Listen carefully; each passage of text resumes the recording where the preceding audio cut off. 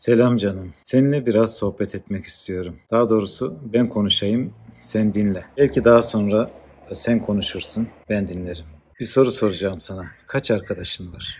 Yok, sosyal medya arkadaşlarını kastetmiyorum. Gerçekten kaç arkadaşın var? Gece saat 3'te arayabileceğin kaç arkadaşın var? Borç isteyebileceğin kaç kişi var? Seni kötülüklerden saklayacak kaç dostun var? Senin için risk alacak kaç ahbabın var? Yolda kalsan arayabileceğin kaç sevdiğin var? Yatağa düşsen bakacak kaç habibin var? Evsiz kalsan sahip çıkacak kaç yarenin var? Sana dua eden kaç yaren var? Sözüne inanan, güvenen kaç insan var? İnsanın arkadaşı bazen ailesinden de önemli olabilmektedir. Çünkü arkadaşlarımızı seçebiliyoruz ama akrabamızı biz belirlemedik. Çünkü ailemiz bize rağmen bizledir çoğunlukla. Arkadaşımız ise biz olduğumuz kadar bizledir. Biz ne kadar arkadaş isek o kadardır onlar. Bizi yansıtırlar yani. Ailemizle paylaşmadığımız dertlerimizi ve sırlarımızı arkadaşımızla paylaştığımız olur. Onun için bu arkadaşlık meselesi üzerinde derince düşünmeye değer. Bu konuşmayı çocuğuma yapıyorum. Onun için sen diye hitap edeceğim. Kendi listeni oluştur ve bir yere yaz. Belki sen bu dünyadan gittikten sonra bakılmasını isteyebilirsin. En iyisi sevdiklerine onları sevdiğini söylemektir. Ama bazen bunu yapamazsın. Fitne durumunda bu zordur mesela.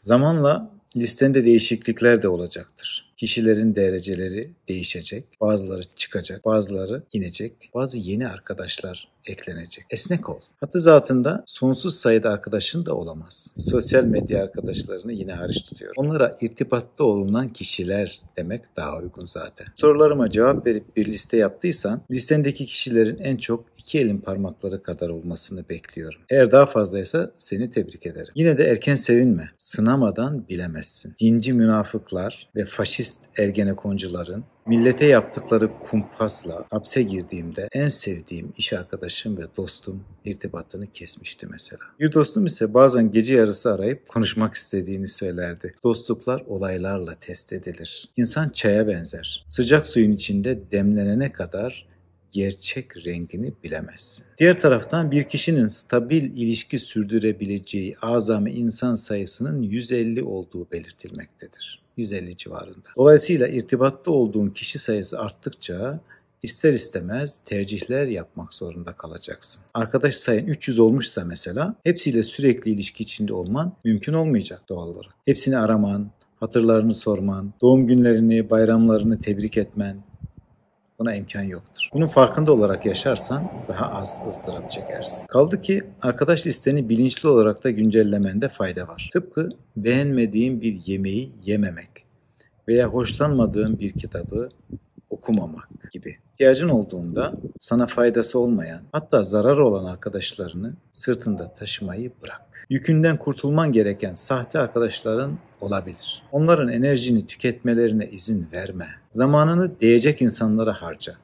Ispanaktan yağ çıkmaz. Arkadaşlık zaman ve emek ister. Öylelerinin gerçek arkadaşlarını harcaman gereken zamanı ve emeği çalmalarına izin verme. 20 yıl kadar önceydi. Cep telefonları yeni yaygınlaşıyordu. Kişinin acil durumlarda aranmasını istediği bir numarayı telefon rehberine acil, emergency olarak kaydetmesi kampanyası başlatılmıştı. O günlerde ben de bir dostumu rehberime bu şekilde kaydettim. O gün bugündür o numarayı değiştirme ihtiyacı hissetmedim. Hamdolsun. En sevdiğin arkadaşın kim sorusuna cevap vermek zorunda değilsin. Ama yine de kendine acil durum dostunun kim olduğunu bir sor. Arkadaşlık konusunda belirtilmesi gereken başka bir husus da arkadaşlığın iki yönlü olduğudur. Hani anlatılır ya, adamın birisi bir beldeye gitmiş, meclistekilere sormuş. Buranın insanları nasıldır? Bir ihtiyar cevap vermiş. Geldiğin yerdekiler nasıldı? Çok kötüydüler. Buradakiler daha da kötüdür demiş. Adam gitmiş, yeni taşınan başka birisi gelmiş. O da aynı soruyu sormuş. İhtiyar yine, geldiğin yerdekiler nasıldı? Çok iyiydiler. Buradakiler daha da iyidir demiş. İşte kıssanın özü, sana yönelik davranışlar büyük oranda senin aynandır. Sen iyiysen dostların da iyidir. Bir de dostluk teklifinin karşıdan gelmesini bekleme. Karşılaştığın insanlara gülümse, hediyeleş. İnsanların özel günlerini kutla. bayramlarını kutla, selamı yay. Böylece dost çevreni geliştirmek için aktif bir çaba içerisinde ol. Göreceksin, arkadaş listen baş edemeyeceğin kadar büyüyecektir. Almanya'dan bir örnek vermek istiyorum. Malum bir süredir Almanya'dayım. Almanlar disiplinli ve soğuk olarak biliniyorlar maalesef. Hatta bir atasözü var. Kızmamak övgü olarak yeterlidir der. Nicht geschimpft ist gelobt genug. Oysa Almanlarla çok candan dostluklar kurmak mümkün. Ben bu 3 yıllık Almanya geçmişimde bu tür dostluklar kurabildiğimi mutlulukla söyleyebilirim. Ancak yeni geldiğim günlerde bir gün Alman arkadaşıma şöyle söyledim. Apartmana taşındım. Gelen giden yok. Kapımı kimse çalmıyor. Arayan soran yok. Ne biçim insansınız siz? Bana dedi ki bizde bireysel haklara çok önem verilir. Yeni taşınan kişiyi rahatsız etmek uygun olmaz. Rahatsız edilmek istemeyebilir.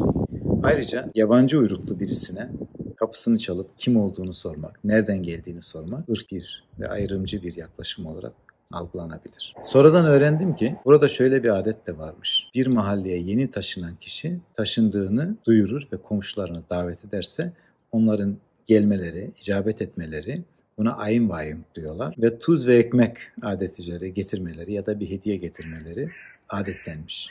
Diğer bir deyişle komşuların yeni taşınana hoş geldine gelmeleri için önce kişinin komşularını davet etmeleri icap ediyormuş. Demek ki kültüre göre de farklılıklar olabiliyor. Bunları dikkate almanda fayda var. Arkadaşların hangi kategorilere ayıracağını, nasıl etiketleyeceğini, onları neyle çağıracağını, ne olarak adlandıracağını sen karar vereceksin. Ben Twitter takipçilerime sordum. Sana ilginç gelebilir. Çoğunluğu dost ve yoldaş kelimelerini tercih ettiler. Senin de dost ve yoldaşlarının çok olmasını diliyorum. Sınanmış ve iki taraflı onaylanmış gerçek dostlukların olsun. Unutmadan önemli bir hususu daha vurgulamak istiyorum. Baştaki soruların hepsinin tersi de söz konusu. Yani seni kaç kişi arkadaş olarak tanımlar? Senin için dua eden kaç kişi var? Sen arkadaş olmaya layık mısın? Unutma ki sen en çok 150 kişiyle arkadaşlık yapabilirsin belki ama seninle dost olmak isteyenlerin sayısı çok daha fazla olabilir. İyi bir insansan öyle de olması gerekir. Bu konuda son söz Aşık Veysel'e ait olmalı bence. Çünkü çok güzel söylemiş. Benim sadık yarim kara topraktır. İyi düşünmeler.